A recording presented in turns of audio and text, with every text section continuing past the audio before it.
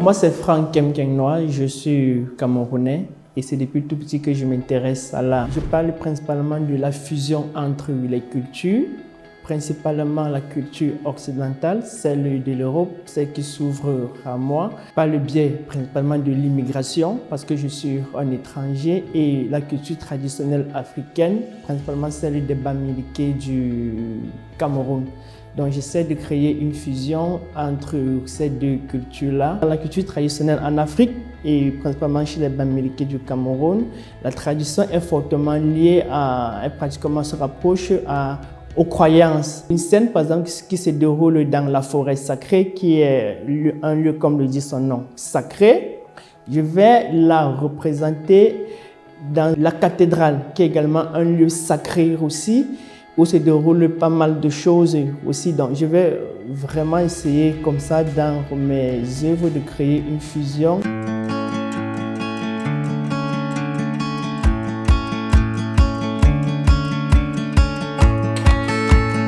Emmaüs, chez nous, ça se rapproche un peu de la brocante, où on trouve vraiment un peu de tout. Et il est question en fait de montrer aux employés, si je peux les appeler ainsi, d'Emmaüs, comment est-ce que, à partir des objets qu'ils ont sur place là-bas, nous pouvons leur donner une seconde vie par le biais de la récupération, d'un certain détournement, une certaine orientation, tout ce processus pour aboutir vraiment à la réalisation d'œuvres d'art.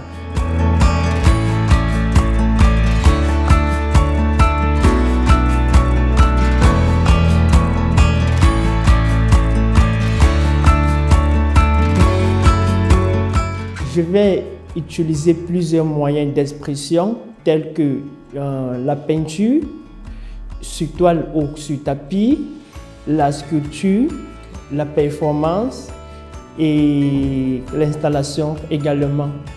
Je vais principalement utiliser le tapis qui est un support assez original que j'aime bien, déjà parce que ce sont des tapis que je vais récupérer, donc il y aura ces gestes de récupération et ce côté énergétique que le tapis comporte, parce que ce sont des tapis que je vais acheter chez des particuliers qui ont été utilisés. Je peins en fait sur le dos du tapis, cette partie qui était longtemps en fait dans le noir. Donc il y a ce côté de l'obscurité à la lumière.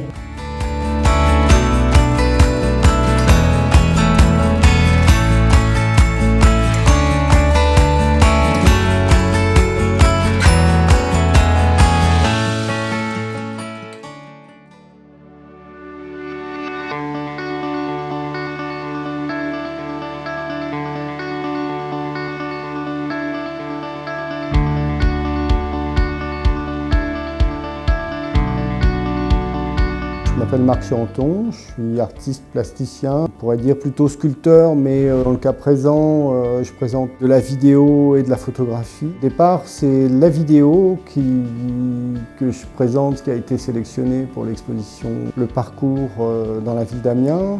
C'est une vidéo que j'ai réalisée où j'avais été invité à participer à une exposition qui s'appelait Cycle Plastique, une exposition qui était destinée à sensibiliser les gens au problème du plastique qui est assez prégnant dans les îles. Pour répondre à ce projet, j'ai choisi de ramasser les plastiques qui étaient sur le lagon de la plage du lagon en face de l'atelier. Et j'ai fait une espèce de collier avec et je me suis photographié en mode répétitif, en train de faire le zigoto en quelque sorte, de danser avec cette espèce de grand truc de plastique, de déchets plastiques colorés. Ça donne une vidéo dans laquelle on a l'impression qu'un personnage est aux prises avec une masse informe de plastique qui s'accroche à lui comme du chewing-gum. Donc ça, c'est la vidéo pour laquelle j'ai été sélectionné au départ.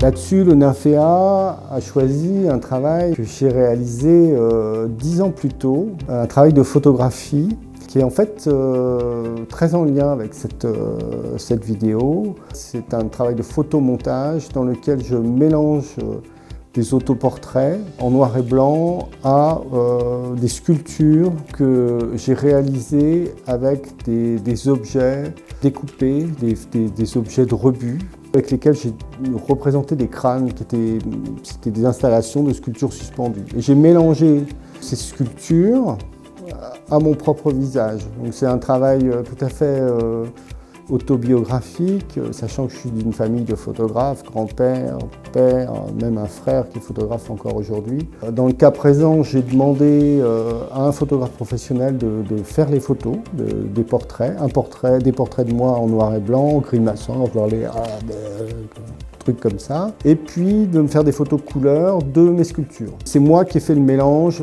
dans Photoshop, qui est assemblé pour faire les portraits que j'ai réalisés. Les sculptures, je les ai faites avec des objets en fait, de mon enfance. Mes parents étaient décédés, on a vidé la maison, j'ai récupéré plein d'objets, etc., de la maison.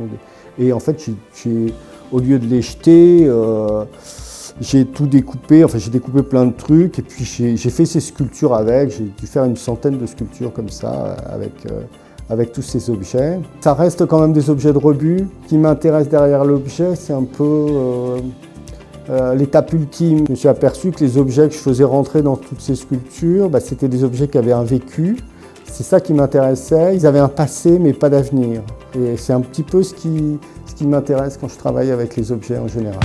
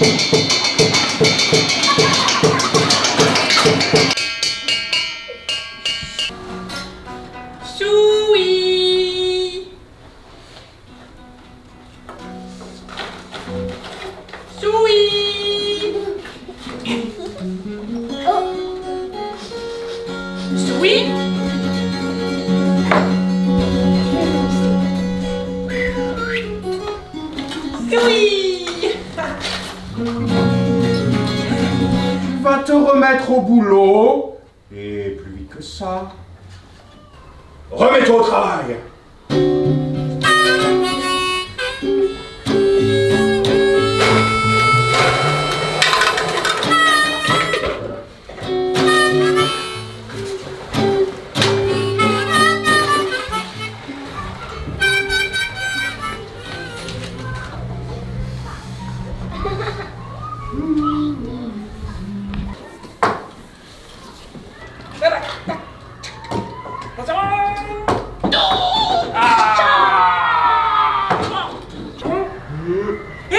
En parlant de Monsieur Abon, tu ne trouves pas que c'est bizarre?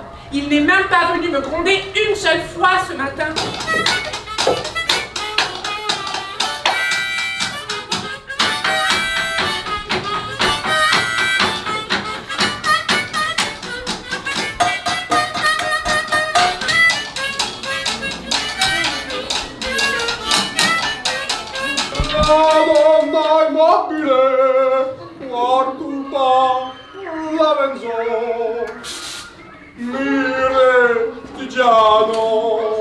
Spaghetti, ravioli.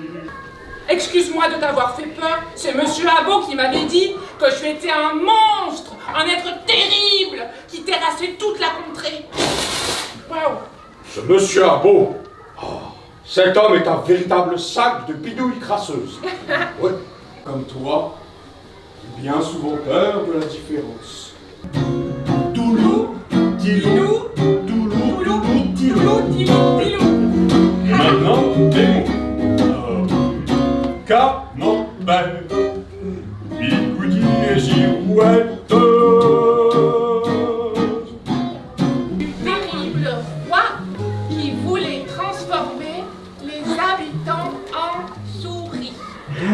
Quoi? En fourmi. Oui, oui, en fourmi. Parole de dragonnet. Parole de dragonnet.